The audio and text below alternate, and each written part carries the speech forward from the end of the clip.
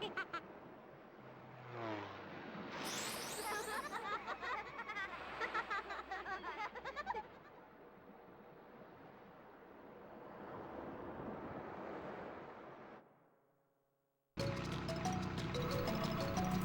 going on, everyone? I'm GilFlo. I'm Lord Bleach. And today we are reviewing Diddy Kong Racing, number 20 on our list.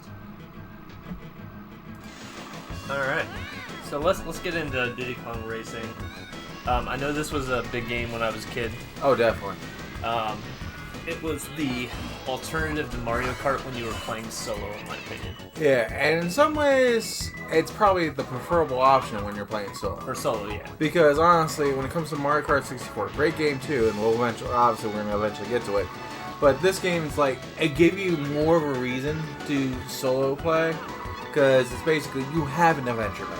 Yep. You don't have just pick the cup, go through the races, and have fun. Yep. It's like, no, you're actually earning your way through everything. Right. That and 2 players locked behind a password. Which is weird. Yeah. Now, we did try 2-player mode and we quit. It made the game harder, but Yeah. it took opponents out, and I figured that's why it ramped up the difficulty. Yeah. Because people probably would have used it as a way to cheat. Yeah. So, let's get off to our discussion then. Hey! Welcome, my friend. So, this game definitely has a lot of cool, fun stuff in it. Bosses. You know, not many racing games actually have bosses. This one did. If you count every refight or re-race with the bosses, you have 10 different boss fights. Basically. We only saw 7 of them, and we'll get to why in a little bit. So, Mario Kart doesn't give you upgrades each time you get the same item, right? It just literally, you get your usual sort of things. Like, the closest thing, even around that time, to upgrades was, if you get the 3 shell as opposed to the 1 shell. I think that, even then, that still didn't replace it.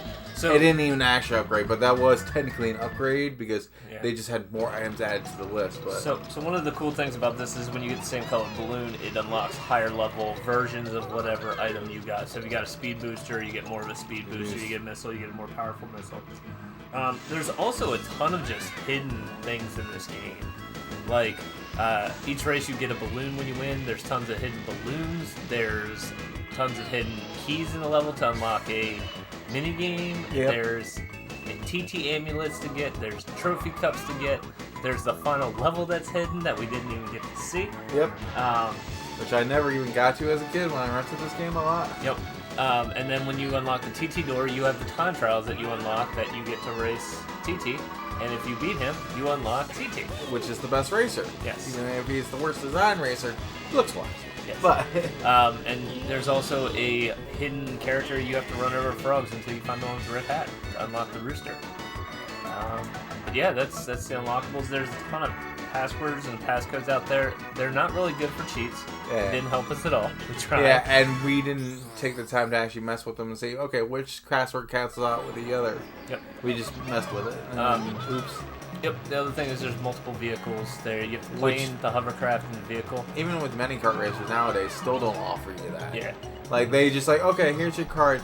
Like, the closest is, by the time, I think it was Mario Kart 7 got around, that's when they had the bike.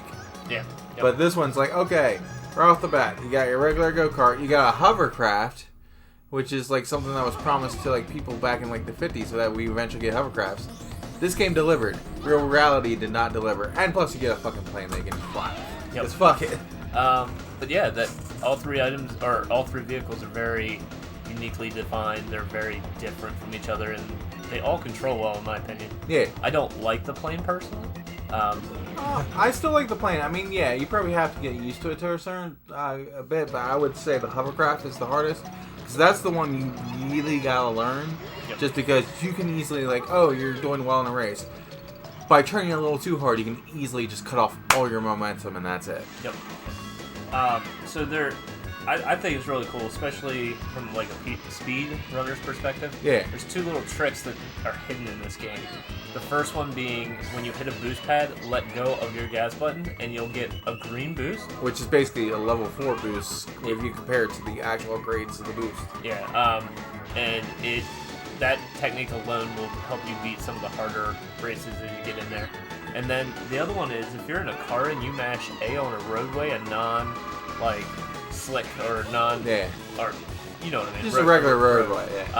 You'll gain more speed. You'll by 30 miles per hour. Of course, now going to the drinks, you did forget to mention that even if you have like a regular boost, upgrade, you can still let go of the gas and hit the up booster to actually get the level 4 green.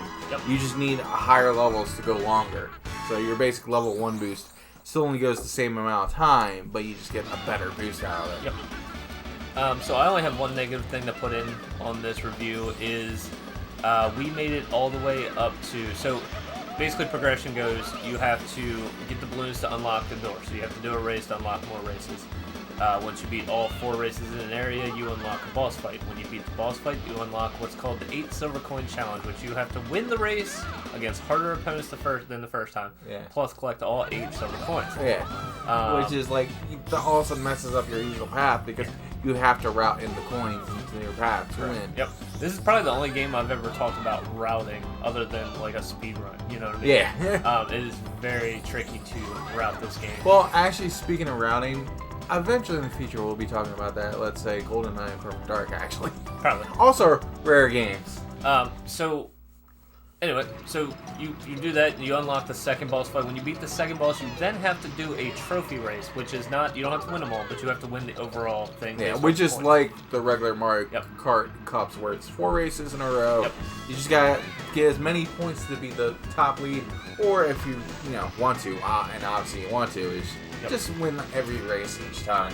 So when you beat the boss the second time, you also unlock the Whizpeg amulet. Yeah. And then when you beat the trophy race, you win the Whizpeg trophy. Yeah. You have to get 4 Whizpeg amulets to unlock the Whizpeg boss 1. Yeah. And then you have to get all 4 trophies to unlock the space 5th area. Yeah, the space area.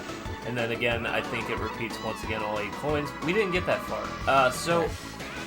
We beat the first 3 areas, the water area with the squid, we beat the winter area with the walrus, we beat the water area with the dinosaur. Well, we didn't do the trophy race on the water area. That was the only thing.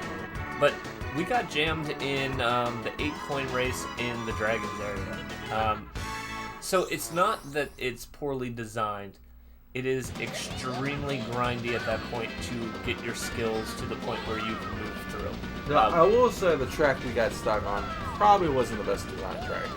I enjoyed the track. The track is okay, but when you look at it, it has those 2 so-called shortcuts, but the shortcuts aren't really shortcuts. Yeah, they're just... And unfortunately, you have to go through one of them just to route your way. So it gets to the point where you almost have to be flawless in your races, and we had 2 left to do, and we never did them. And then when we tried the cheats, then the cheats just decided not to work. Yeah, it didn't help us.